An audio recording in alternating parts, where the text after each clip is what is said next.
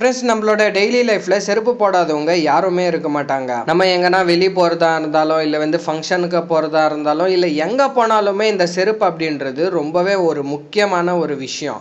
ஆனால் இந்த செருப்பை எப்படி ரெடி பண்ணுறாங்க அப்படின்னு சொல்லிட்டு உங்களுக்கு தெரியுமா? இன்றைக்கி நம்ம இந்த வீடியோவில் ஒரு செருப்பை ரெடி பண்ணுறதுக்கு என்னென்னலாம் மெட்டீரியல் வேணும், எந்தெந்த மிஷினில் என்னென்னலாம் வேலை செய்வாங்க, இதை செருப்பு ரெடி பண்ணுறதுக்கு கம்ப்ளீட்டாக என்னென்ன ப்ராசஸ் இருக்குது அப்படின்னு சொல்லிட்டு தான் இந்த வீடியோவில் நம்ம பார்க்க போகிறோம். முதல்ல இந்த செருப்பு ரெடி பண்ணுறதுக்கு தானா அப்படின்னு சொல்லிட்டு ஒரு மெட்டீரியல் தேவைப்படும். இந்த மெட்டீரியலில் எப்படி ரெடி பண்ணுவாங்க அப்படின்னு சொல்லிட்டு பார்த்தோம்னாக்கா, ஒரு மிஷின் இருக்கும். அந்த மிஷினில் இந்த பிளாஸ்டிக் கவராக இருக்கட்டும், இல்லை பிளாஸ்டிக் பொருள், இப்போது செருப்புக்கு என்ன மெட்டீரியல் தேவைப்படுமோ அந்த மெட்டீரியல் அந்த மிஷினில் போடுவாங்க.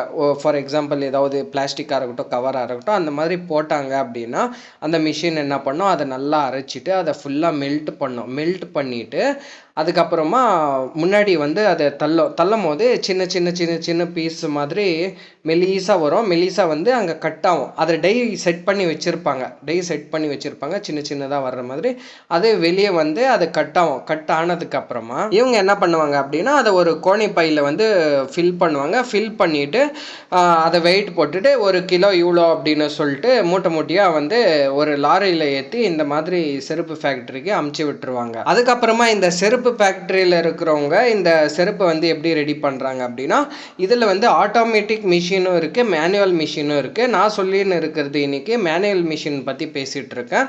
இந்த மேனுவல் மிஷினில் அந்த தானா அப்படின்னு சொல்லிட்டு சொன்னல, அதை போடுவாங்க. அதை போடுறதுக்கு முன்னாடி முதல்ல இவங்க என்ன பண்ணுவாங்க, அந்த டை இருக்கும்ல, செருப்பு செய்கிற டை, அந்த டையை நீட்டாக ஏர் அடித்து நீட்டாக க்ளீன் பண்ணிப்பாங்க. இவங்க இந்த மாதிரி க்ளீன் பண்ணதுக்கப்புறமா தானா அப்படின்னு சொல்லிட்டு சொன்னல, அந்த தானாவை இந்த டைக்குள்ளே எவ்வளோ வேணுமோ, இப்போ ஒரு கிளாஸ்ன்னா ஒரு கிளாஸ் மாதிரி அளவு எடுத்து வச்சுன்னு இருப்பாங்க. கரெக்டாக அந்த அளவு அவ்வளோ இந்த டைக்குள்ளே எல்லாமே போட்டு ஃபில் பண்ணுவாங்க. அதுக்கப்புறமா அந்த ஹைட்ராலிக் மிஷின் ஆன் பண்ணாங்க அப்படின்னாக்கா, அந்த டை சொன்னல, டை அப்படியே உள்ளே போவோம். கீழே போயிட்டு அந்த செருப்பு ப்ரெஸ் பண்ணிவிட்டு கொஞ்ச நேரம் அதுக்குள்ளவே இருக்கும். அதுக்கப்புறமா அந்த டை ஓப்பன் ஆகும். ஓப்பன் ஆச்சுனாக்கா இந்த செருப்பும் எல்லாமே ஒட்டி கிட்டமாக அந்த செருப்பெல்லாம் ரெடி ஆகிட்டு வெளியே வந்துடும். அதுக்கப்புறமா இவங்க அந்த செருப்பெல்லாம் எடுத்துன்னு போயிட்டு அதை க்ளீன் பண்ணுவாங்க. இது புது செருப்பாச்சே, இதில் என்னடா க்ளீன் பண்ணுவாங்க அப்படின்னு சொல்லிட்டு நீங்கள் கேட்கலாம்.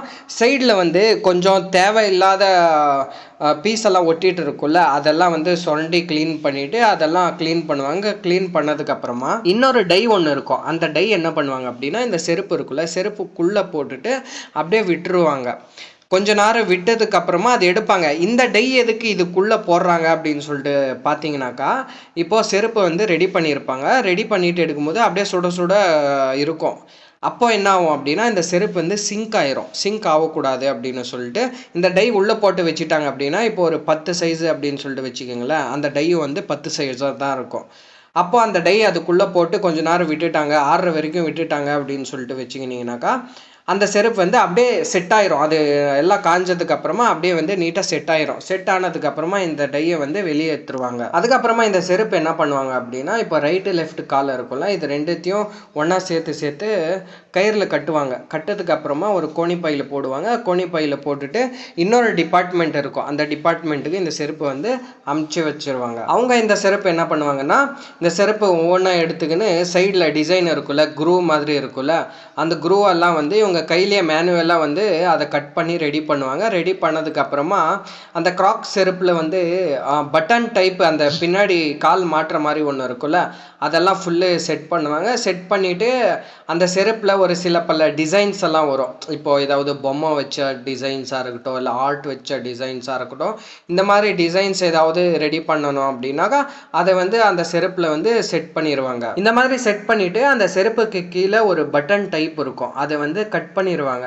கட் பண்ணிவிட்டு அதுக்கப்புறமா இந்த செருப்பு எல்லாத்தையும் நீட்டாக துடைப்பாங்க. துடைச்சதுக்கப்புறமா இந்த செருப்புக்குள்ளே பேப்பர் வைப்பாங்க. இப்போது நம்ம ஏதாவது கடையில் போய் செருப்பு வாங்கணும்னா அதுக்குள்ளே பேப்பர் இருக்கும்ல, ஸோ அந்த மாதிரி ரைட்டு லெஃப்ட்டு 2 காலுக்கும் பேப்பர் வைப்பாங்க. பேப்பர் வச்சதுக்கப்புறமா அந்த 2 செருப்பு எடுத்துக்கின்னு ஒரு கவரில் போட்டு நீட்டாக பேக் பண்ணிப்பாங்க. இந்த மாதிரி இவங்க இந்த செருப்பு எல்லாத்தையுமே பேக் பண்ணிவிட்டு அதுக்கப்புறமா சேல்ஸ் பண்ணுறதுக்காக அமுச்சு வச்சுருவாங்க. ஸோ நம்ம டெய்லி லைஃப்பில் யூஸ் பண்ணுற செருப்பை இந்த மாதிரி தான் ரெடி பண்ணுறாங்க. உங்களுக்கு இந்த வீடியோ பிடிச்சிருந்தா இந்த வீடியோவை லைக் பண்ணிவிட்டு சப்ஸ்கிரைப் பண்ணிவிடுங்க.